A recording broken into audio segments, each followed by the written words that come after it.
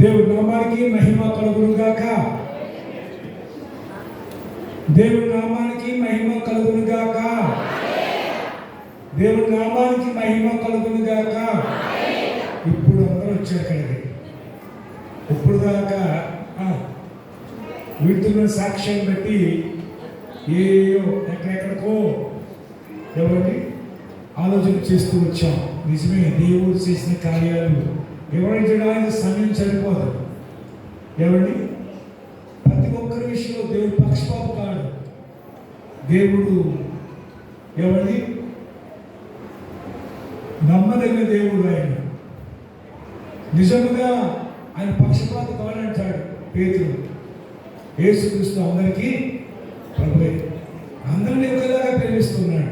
నన్నులా నిన్నులా కాదు, అందరిలో కూడా సమానముగా ఆయన వర్షాలు కురిపిస్తున్నాడు, మంచాలు కురిపిస్తున్నాడు, గాలి ఎలాగిస్తున్నాడో అందరి మీద కూడా ఆయన కృప కూడా అలాగా అనుగ్రహిస్తున్నాడు. అయితే ఆ కృపను మనం అందుకోవాలి. ఆ కృపను కూడా ఎవరిని మనం పొందుకోవాలి అంటే అందుకు కావలసిన యొక్క ఆ విధేయత, ఆ దీనత్వం మనం కలిగే ద్వారా ఉండాలి. ప్రైజ్ లార్డ్, హల్లెలూయా. నిజంగా 90వ సంవత్సరం వచ్చినప్పుడు 90వ సంవత్సరం సేవ ప్రారంభించాను. సేవ ప్రారంభించిన సమయాల్లో ఏది అనుకూలంగా ఉంది కాదు. ప్రభు కొరకు బ్రతకాలి, ప్రభు కొరకు జీవించాలి, ప్రభు కొరకే మరణించాలి అనే ఒక తీర్మానంతో దేవుని పిలుపుని బట్టి, దేవుని ఏర్పాటును బట్టి సేవ ప్రారంభించాను. పిల్లరా, ఇప్పుడు ఎన్నో రకాల సులుగుండాల మధ్యలో ఆ సులుగుండాల్లో ఆ నావేమవుతూ తెలియని పరిస్థితుల్లో అన్నట్లుగా నా జీవితం సాగటం మీకు చాలామంది తెలుసు. కానీ అలాంటి పరిస్థితుల మధ్య దేవుని పరిచయం చేసే ఆ మహా గొప్ప భాగ్యాన్ని దేవుడు నాకు ప్రసాదించాడు. అయితే ఆ రోజు నుండి కూడా ఆయన పరిస్థితిలో అడుగుపెట్టిన నాటి నుండి కూడా అంతకు ముందు కూడా ఆయన నా కృపతోడుగా ఉంచాడు. నేను యేసు ప్రభు నమ్ముకున్నాక 13 నెలలకు పుట్టింది మా రాజు. దేవునికి స్తోత్రం. 83వ సంవత్సరం జనవరి 1వ తారీఖున యేసు ప్రభు నమ్మాను. 84వ సంవత్సరం 31వ తారీఖున, జనవరి 31వ తారీఖున మా రాజు పుట్టింది. ఎన్ని నెలలు అయింది? 13 నెలలు అయింది. 13 నెలలు అంటే ఆ రాజు పుట్టినప్పటికీ మేము క్రీస్తులో ఉన్నాం కనుక లోక సంబంధమైన ఏమీ వాళ్ళకే తెలియదు. దేవుడికి స్తోత్రం కలుగునుగా.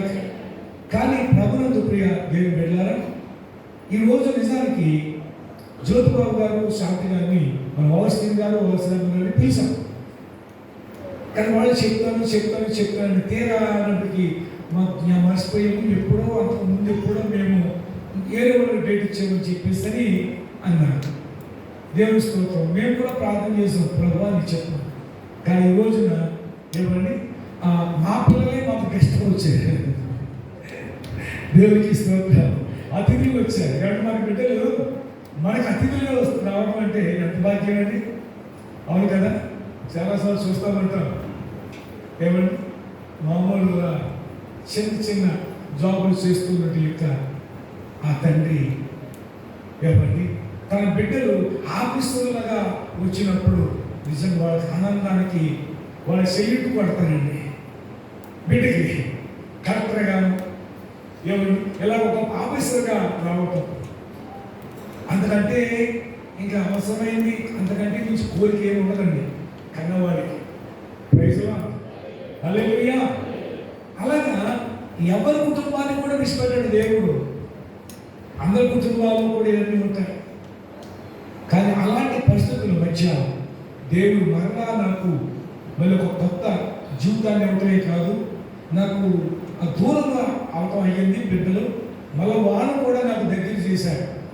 వారు ఆ భీమవరంలో వాళ్ళ అమ్మమ్మ దగ్గర ఉన్నప్పుడు నా ఉదయం చాలా సలించిపోయేది, కుంగిపోయేది. వాళ్ళ అన్యులు అక్కడ రోగరీత్యా అయిపోతారు, ఏమైపోతారని కొన్నిసార్లు అక్కడికి వెళ్ళి షార్ట్గా ఉండి వాళ్ళు ఏం చేస్తారు చూసి వస్తూ ఉండే సందర్భాలు ఉన్నాయి.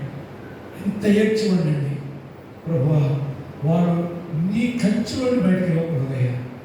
వాళ్ళు ఎక్కడున్నా కానీ, వాళ్ళు ఎలాంటి ప్రజల మధ్య ఉన్నా సరే అయ్యా నీ కాపుదల్లో ఉన్నాయి. చాలా ఏడ్చేయండి. ఇంకా నాకు చెప్పడం కూడా ఆ రోజులు ఎవరు లేరు. మరి అక్కడ ఎంతోమంది ఉన్నారు, కానీ అర్థం చేసుకున్న వాళ్ళు ఎవరు లేరు. దేవుడితో ఏడ్చేవాడిని. అప్పుడు సేవకు రాలేదు, ఇక సేవకు రాకపోవడం చాలా ఏడ్చాను, చాలా కన్నీటికి వచ్చాను. వాడికి వెళ్ళి వచ్చాను. తర్వాత కొంచెం అనుమతి ఇచ్చారు, దగ్గరకు వచ్చి చూడటానికి వెళ్ళి. నేను చూస్తే నేను ఆ చిన్న వయసులో చెప్పేవాడిని, చిచ్చి కట్టండి వెళ్ళండి, అది ఒక స్కూల్ ఉంది కదండి, అలాగే డాడీ అని ఎంతో చిచ్చికి వెళ్ళేవారు. వాళ్ళు వచ్చేవారు కాదు, కానీ ఏడు మాత్రం వెళ్ళి పూలేనని ఒక రకమైన ఇక ఐష్కాంతం పెట్టినట్టుగా. వేసవి కాలంలో చాలా మండు టైంలో నెత్తి మీద ఐష్కాంతం పెడితే ఎలా ఉంటుంది, చాలా హాయిగా ఉంటుంది. అమ్మాయి మొత్తం దేవుడి సన్నిధికి వెళుతున్నారు. ఆ విధంగా పిల్లరా ఖచ్చితం కొనసాగింపుగా దేవుడు మరలా శిబిరింపజేశాడు. మోడైన జీవితాన్ని, మోడైన మొద్దుని మోడైగా చూస్తాడు దేవుడు. ఏం చేస్తాడండి, శిబిరింపజేశాడు, మరలా దాన్ని వృద్ధిలా చేశాడు. మరలా దేవుడు నాకు మరలా కుటుంబంగా ఇవ్వటం, అలాగే మంచి మరి భార్యను, నిజానికి చెప్పాలంటే నాకంటే యోగ్యురాలైన భార్యను దేవుడు ఇచ్చాడు. ఆ మాట నేను అన్నది కాదు, దేవుడు యొక్క ఆత్మచేత ఉల్లంఘన గారిని వాడు ప్రశంసాడు. అంటే అందరూ కూడా మళ్ళీ వివాహం చేసుకోండి, నేను చేసుకోనండి. గడిచిన 7 సంవత్సరాల జీవితం 100 సంవత్సరాలు అనుభవించాను. కష్టాలు, నష్టాలు, నిందలు, బాధలు, సాలిటీ. దేవుడి కొరకు బతుకుతాను, దేవుడి కొరకు సేవ చేస్తున్నాను, ప్రారంభించాను, దేవుడి కొరకు వెళ్ళిపోతాను తప్ప అని అంటున్నాడు. ఎవరన్నప్పటికీ కూడా ఆ విషయం ఎక్కడి నుంచి ఇవ్వండి కాదు. అక్కడ కూడా ఆ మామగారు మాట్లాడుతూ, బాబు మళ్ళీ నీకు బోర్డు వయసు ఉంది కదా చేసుకోవాలంటే నేను ఇదే చెప్పానండి. వెంటనే ఆమెలో పరిశుద్ధాత్మతో నింపబడి, కుమారుడా ఎందుకు మాట్లాడుతావు అంటే, నేను దానికి ఆన్సర్ నా దగ్గర లేదండి, కానీ నేనైతే ఇలా ఉండిపోవాలనుకుంటున్నానంటే, అప్పుడు ఆమె ఏమంటుందంటే, నీకంటే రెట్టింపు విశ్వాసం ఉన్న బిడ్డను తీసుకొస్తానన్నాడు. తీరజూతులకు వేసుకోవద్దు పూర్తిగా. అయితే వేసుకో తెలియదు, కానీ ఆమెలో మాత్రం లక్షణాలు చాలా ఉన్నతమైన యొక్క రీతిగా. వాళ్ళ అమ్మ ప్రార్థన చేసేది, వాళ్ళ అమ్మ ప్రార్థన చేసేది, అందరూ ప్రార్థన చేసుకునేవారు. వాళ్ళ నాన్నగారు మాత్రం ఈవిడ మాత్రం చర్చికి పంపివాడు కాదు. ఎందుకంటే మీ అమ్మ వేసుకోమంటే నేను ఎక్కడిపోమంటే మా ఇంటి మీద తెలిపి గొడవ చేస్తుంది. రేపు నీకు పెళ్లి చేసిన తర్వాత మీ ఆయన ఏ చిన్న చేతికి అన్నాడంటే ఆయన ఒకప్పుడు ఏంటి పెళ్లి చేయమని అడిగితే ఆ మతపడుతుంది కాలం దగ్గర నన్ను పెళ్లి చేయలేకపోతే పీకి పిసికేసి చంపేసి కాలంలో పడతాను, కానీ ఆ మతపడికి ఇచ్చి పెళ్లి చేయమన్నాడు అండి.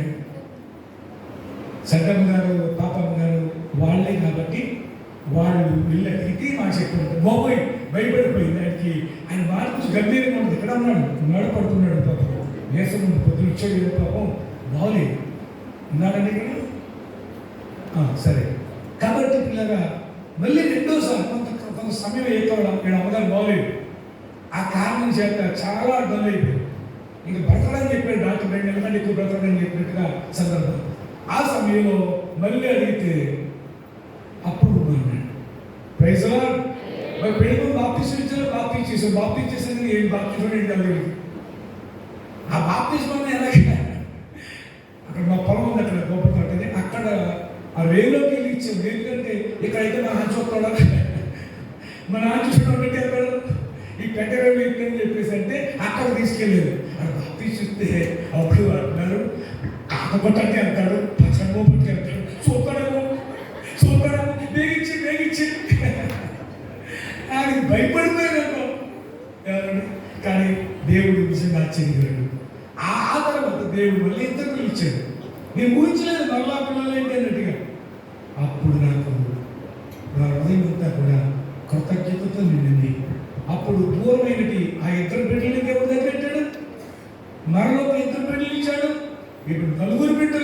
వచ్చాడు, అప్పుడు అనుకున్నాను, ప్రభువా ఈ నలుగురే కాదు, నాకు మరి బిడ్డలే కాదు, బిడ్డలే అందరూ కూడా నీ సేవకు సమర్పిస్తానయ్యా.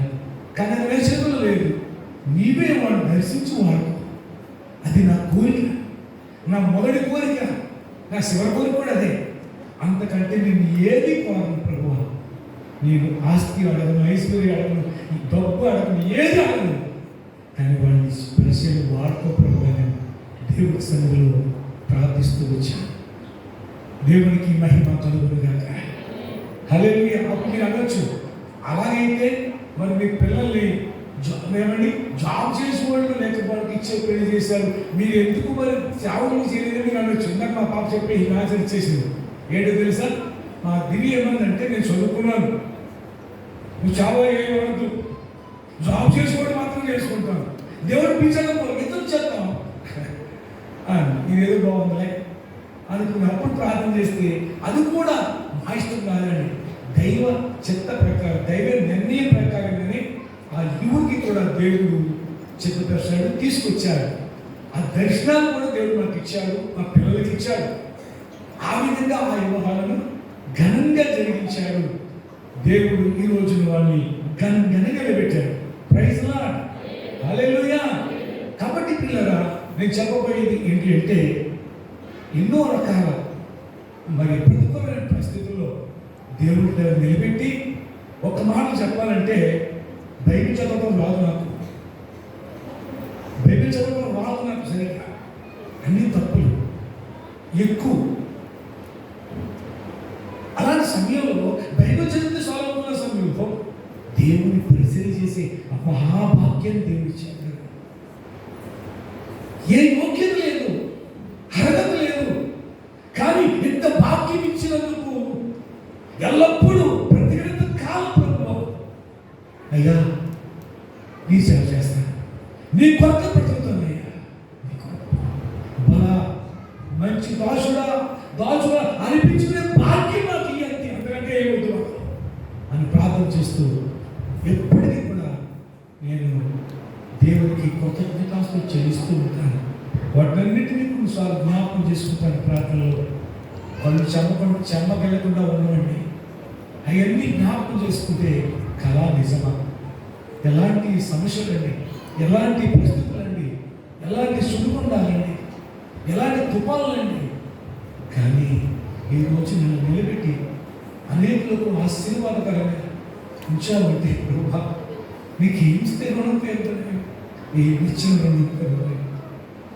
ఆయన సన్నిధిలో కృతజ్ఞతతో నింపబడి ఉంటాను. అయితే ఈ సమయంలో అందరి వ్యక్తులే ఈ కృతజ్ఞత కూడికి ఏర్పాటు చేశాను. 4 మాటలు నన్ను చెప్పనివ్వండి, తర్వాత మేము ముఖ్యం మరి ఆ దైవజనులు మాలడి గారు రాంబాబు గారు చెప్తారు. అయితే పిల్లరా, దేవుడు నా ఉదయం పెట్టినట్టు ఆ మాటలను ధ్యానం చేసుకుందాం. ఒక్క మాట చదువు. అందులో మొదలుగా దశలోని రాసినట్టు మొదటి పత్రిక 5:16 ఒక మాట చదువుతాం.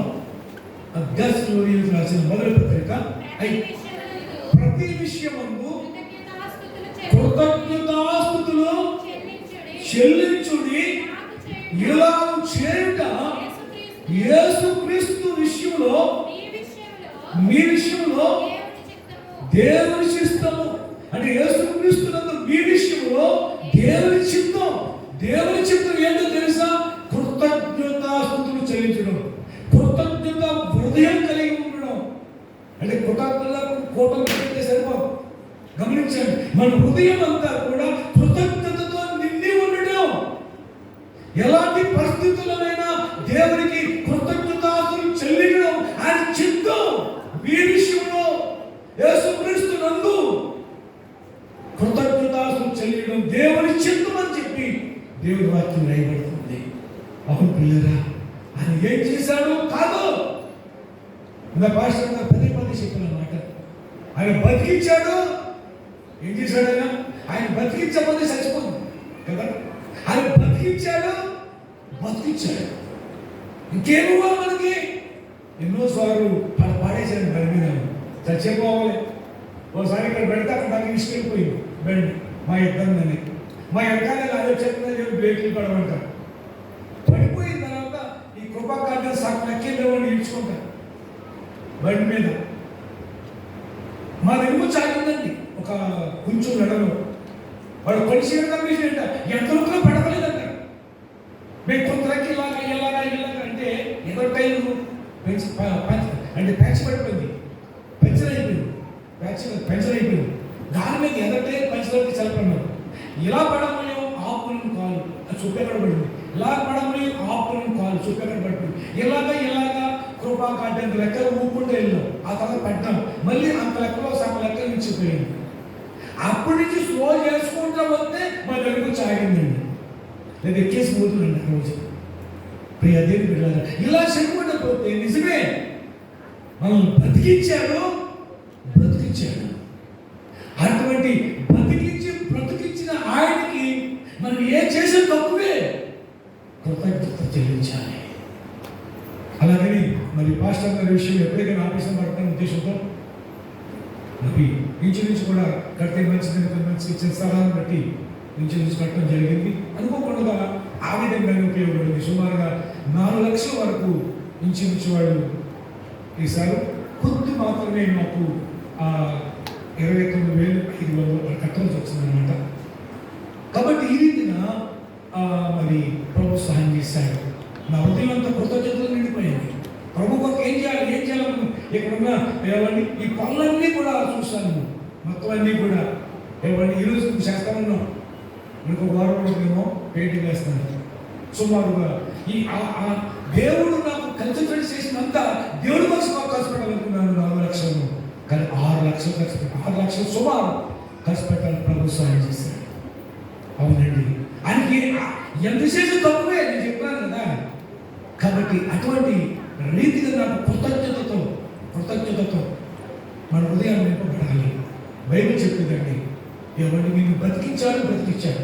ఇంకేం ఇవ్వాలి, ఏం చేశాడని ప్రశ్నిస్తామని. ఆయన చేసే చాలా ఎక్కువ. నీకోసం ప్రాణం పెట్టాడు, నా కోసం ప్రాణం పెట్టాడు. ఆయన సన్నిధికి వెళుతూ ఏం చేయాలంటే తెలుసా? 100 కీర్తన 4 వచనాలు చదవండి. 100 కీర్తన 4 వచనాలు, 100 కీర్తన అంతా ఇంటిలో చదవండి. 100 కీర్తన ఇంటిలో చదవండి. కృతజ్ఞతాస్తుతులు చెల్లించు, కీర్తనలు పాడుచు, ఆయన ఆవరణలో ప్రవేశించండి, స్తుతించుడి. 3వ వచనం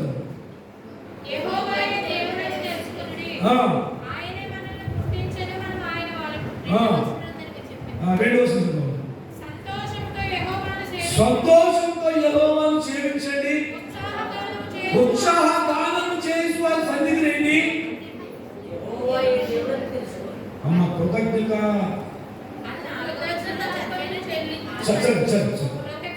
నేను కృతజ్ఞతాస్తుతులు చెల్లించు. అదండి మనం ఎలా ప్రవేశించాలి? కృతజ్ఞత స్తుతులు చెల్లించు, అర్పణలు అర్పించుకుంటూ, ఆయన చేసిన మేలును తలంచుకుంటూ కృతజ్ఞతతో ఆయన ఆవరణలో ప్రవేశించాలంటండి.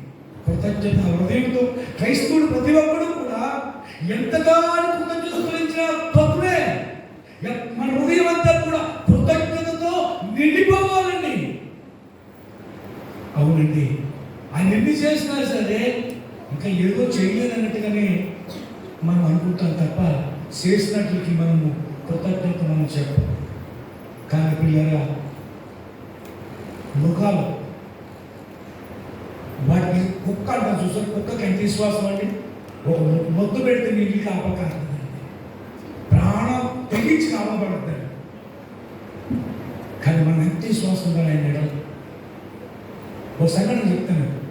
బ్రిటిష్ వారు ఆ రాజ్యంలో జరిగే ఒక సంఘటన.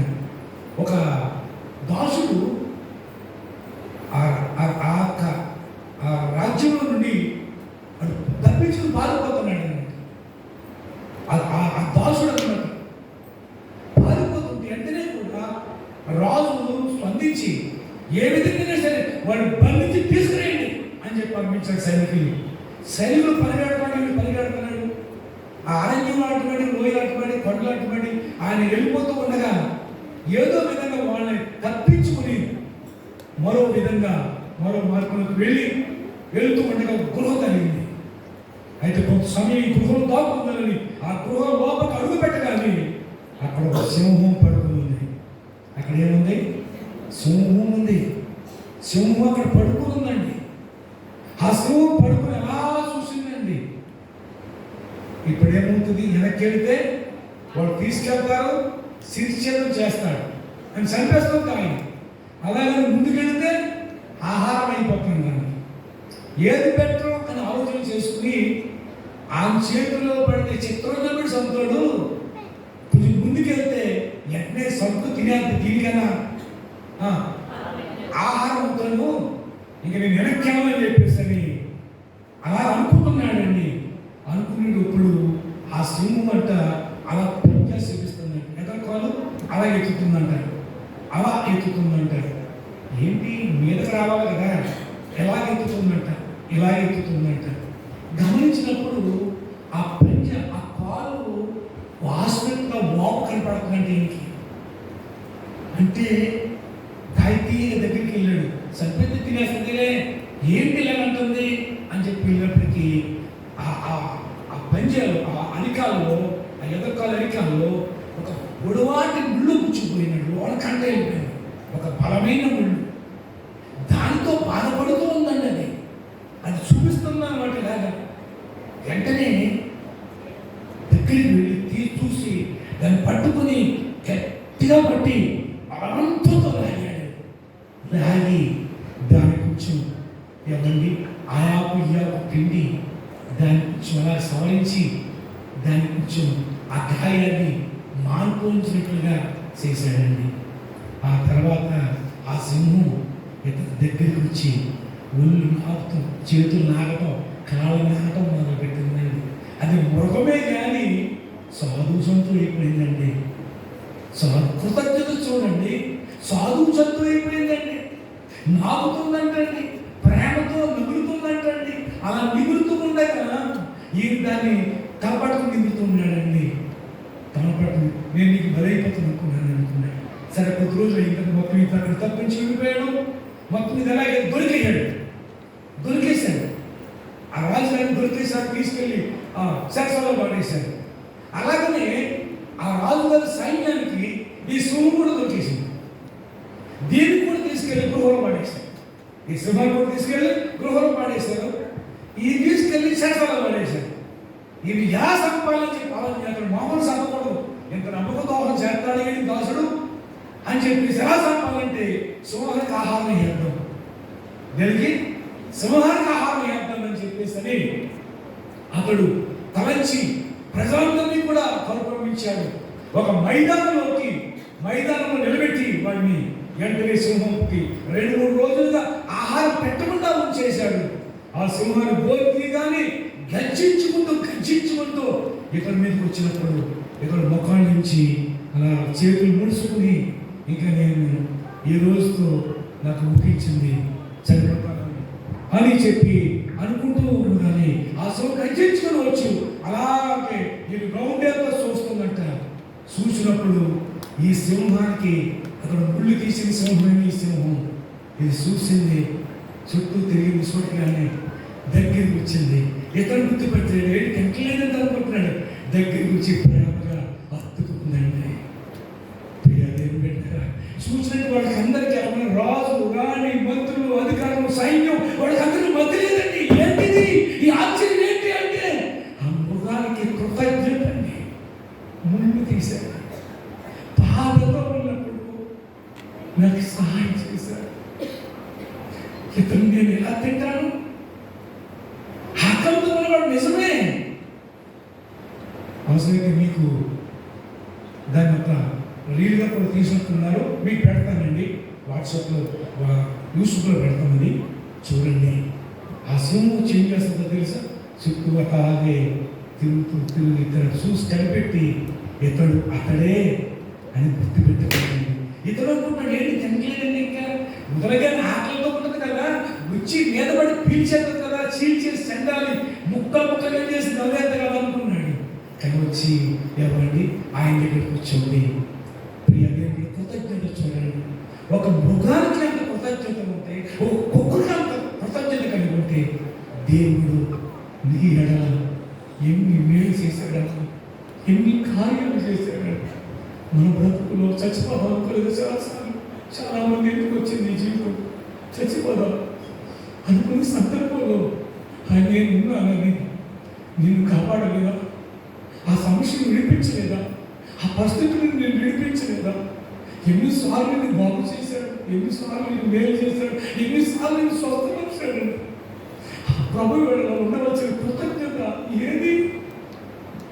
ఇంకా ఏదో చేయలేదు. ఎవరు ఆ కృతజ్ఞతతో ఇతరులకు మనం ఎంతగా చెప్పాలండి? నా ప్రభు ఇదిగో ఇలా చేయకపోతే నేను చచ్చిపోయేవాడిని. నా బ్రతుకులో ఇలా చేశాడు, నేను బ్రతికించాడు. ఈ బ్రతుకు ఆయన ఇచ్చిందే కాబట్టి ఆయన కూడా చెప్పకుండా ఉండలేను. నోరు ముయ్యండి అని చెప్పండి. మీ కన్న వాటిని ఇళ్ళ వాటిని చెప్పకుండా నేను ఉండలేను. మీరు చెప్పండి కొడితే కొట్టండి, అందుకు సిద్ధమే కానీ ఉండలేము. మీరు ఎలా ఉన్నారు అసలు? దేవుడు ఎంత చేస్తే ఒక్కరికైనా ఆ నోట్ల నుంచి చెప్తున్నాను. ఒక్కరికైనా బంధువులు ఎంతమంది లేరు, స్నేహితులు ఎంతమంది లేరు, కొన్ని ఏమి మాట్లాడలేదండి.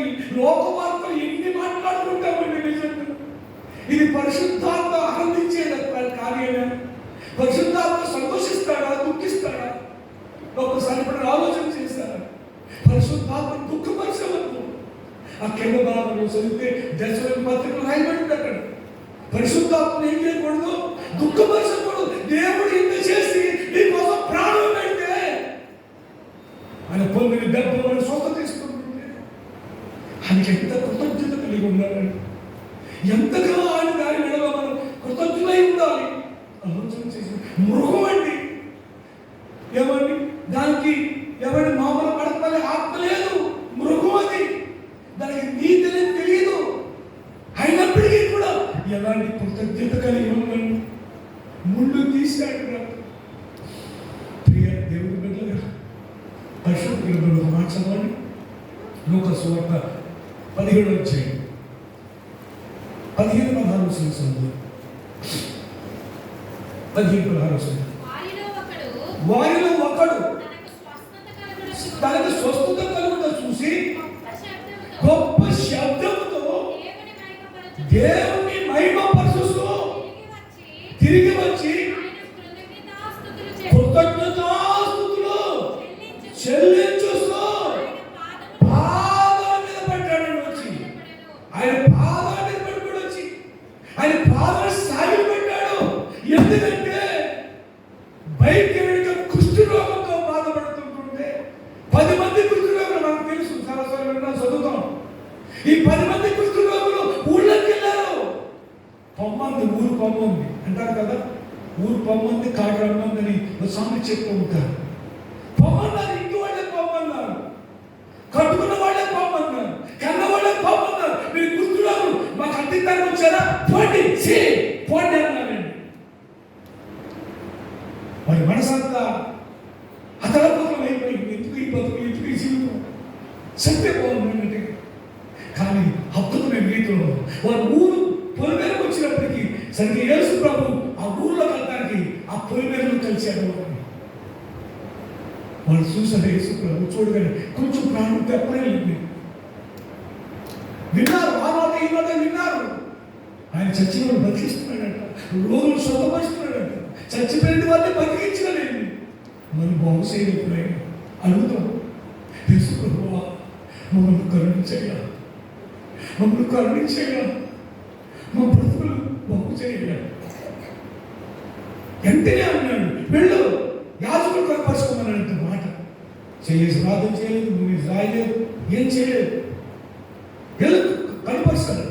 యాజకులు కనపరుచుకోమంటే వాళ్ళు వెళుతూ ఉండగానే బాగైపోయారు. వాళ్ళు వెళుతూ ఉండగానే స్వస్థత పొందుకున్నారు. ఆయన మాట విని యాజకుడి దగ్గరికి వెళ్ళారు. వాళ్ళు బాగైపోయారు. కానీ 90 అడుగులు మాత్రం మళ్ళీ వెనక రాలేదు. 90 అడుగులు లేదు. వీడు ఒక్కడు ఆ సమరీయుడు. మళ్ళీ వాళ్ళందరూ యూదులే. వాడు ఒకడు సమరీయుడు రాయబడిందంటే వాళ్ళు యూదులే. కానీ సమరీయుడు, ఈ సమరీయుడు ఏం చేశాడో తెలుసా? కృతజ్ఞత హృదయంతో పరిగెత్తుకుంటూ కేకలు పెట్టుకుంటూ ప్రభువా స్తోత్రం స్తోత్రం అంటూ కృతజ్ఞతాస్తుతులు చెల్లిస్తూ యేసు పాదాల మీద పడిపోయాడండి. ప్రభు అడుగుతున్నాడు, మీరు వచ్చినందుకు కృతజ్ఞతలు తెలివి చాలా సంతోషించాడు ఆయన. ఒకడైనా వచ్చాడు కానీ అక్కడ ఏమంటున్నాడు ఆయన, ఆ తమ్ముడు ఎక్కడైనా వాడు బాగుపడలేదా?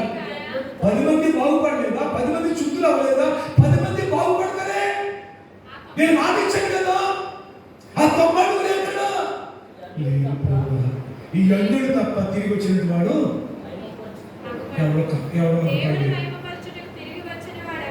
ఎవడు లేడు. 10 మందిలో ఒక్కడు. ఆ ఒక్కడు నువ్వు అవ్వాలి. ఆ 9 లిస్టులో నువ్వు ఉండకూడదు.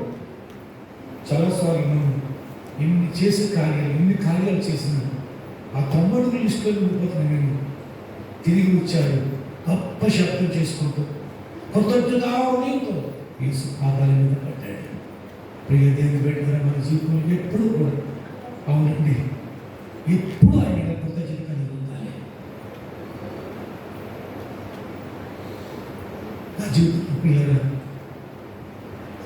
ఇలా నిలబెట్టాడు అంటే నిజంగా ఏ యోగ్యత అర్హత లేదు, వాక్శక్తి లేదు, ఇటువంటి ట్రైనింగ్ పోవడానికి కూడా నాకు అయోగ్యత లేదు. ట్రైనింగ్ ఎవ్వాలంటే 10th క్లాస్ అవ్వాలి.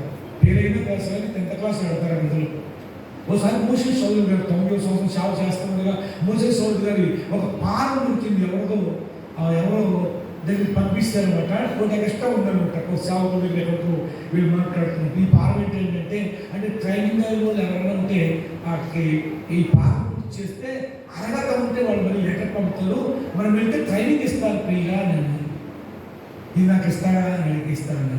వెంటనే దాంట్లో రాశాను 10th క్లాస్ అని రాశాను. అక్కడ 10th క్లాస్ ఏదైనా కానీ పర్లేదు. అప్పుడు అక్కడ నేనేం చేశానంటే నాకు 5వ తరగతేనండి, కానీ నేను అర్హత లేదు, అర్హులు కాదు, ఒకవేళ ఆసక్తి ఉంది, ఒకవేళ మీరు అనుమతిస్తే వచ్చి నేర్చుకుంటానండి అని ఈ పార్క్తో పాటు 5 రూపాయలు పంపాలి. ఆ రోజుల్లో 90వ సంవత్సరం 91వ సంవత్సరం ఏమండి ఆ అర్హత ఉంటే లెటర్ పంపుతూ 5 రూపాయలు పంపాలని దాంట్లో రాశాను. ఆ 5 రూపాయలు దాంట్లో పెట్టి నేను పంపిస్తూ చేయాలన్నాను. నేను అర్హత ఉంటే లెటర్ పంపండి, లేకపోతే ఈ 5 రూపాయలు కాన్ఫిడెంట్ వేసాను. నేను తర్వాత నేను సేవ ప్రారంభించిన తర్వాత అనుకోకుండా దేవుడి శిక్షణలోకి వచ్చిన చుట్టూ వాకింగ్ చెప్తూ ఉండగా 2 నెలలకు లెటర్ పోస్ట్ మీద ఇచ్చారు. ఎప్పుడు ఉంటారు డైలీ పెట్టుకున్నాను. ఇప్పుడు అంటే చూసేవాడికి మోసే సోదరు గారి దగ్గరికి పెట్టారు. బాబు నిజానికి ఎంత ఉండాలి, కానీ ఆసక్తిని చూసాం, అందుచేత తప్పకుండా నీకు తరబిదిద్దాం రామాయణం అని చెప్పి రాశారు. ప్రైజ్లా అప్పటికే మీరు చర్చ సహవాసంలోకి వెళ్ళటం జరిగింది. కనుక పిల్లలు నిజానికి ఏ అర్హత లేదు, అర్హత అక్కలేదు. ఎవరు అర్హత ఉంటే వాడుకోడు, అర్హత ఉంటేనే వాడుకున్నాడు అనుకోవద్దు. ఆయన అర్హత ఇస్తాడు. గొప్పోళ్ళు అయితేనే వాడుకున్నాడు అనుకోవద్దు, ఆయన వాడుకుంటే గొప్పోళ్ళు అవుతాడు. ప్రైజ్ లార్డ్, హల్లెలూయా. అయితే ఆయనకి ఎల్లప్పుడూ మనము కృతజ్ఞులమై ఉందాం. అతి కృప దేవుడు మనకు దయచేయండి కాక. ఈ సమయంలో గారు వచ్చారా? ఒకసారి అందులో కూడా చిన్న ప్రార్థన చేద్దామని ప్రవీణ్ గారు వచ్చి ప్రార్థన చేస్తారు. మహాపరిశుద్ధ స్తోత్రం తండ్రి. తండ్రి ఇంతవరకు మీకు ప్రయత్నంలో కాచి కాపాడి భద్రపరిచినందుకు వేలాది వందనాలు చెల్లించుకుంటున్నాను తండ్రి. నాయన తండ్రి, మరి నాయన ఇంతవరకు జరిగిన నాయన తండ్రి సాక్ష్యాలను బట్టి మరి పాటలను బట్టి మరి పాస్టర్ గారి కుటుంబంలో మీరు జరిగించిన ఎన్నో అద్భుత కార్యాలను మేము విని ఉన్నాం తండ్రి. వారి పట్ల మీరు చూపిన కృపను బట్టి వేలాది వందనాలు చెల్లించుకుంటున్నాం తండ్రి. నేను మరి శ్రమంలోను, ఇబ్బందుల్లోనూ, ఇరుకుల్లోనూ, అన్నింటిలో నాయన తండ్రి ప్రతి విషయంలోనూ మీ నామంలోనే వారు నాయన తండ్రి మహిమపరిచారు. నాయన దాన్ని బట్టి వేలా ఉన్నారు తండ్రి.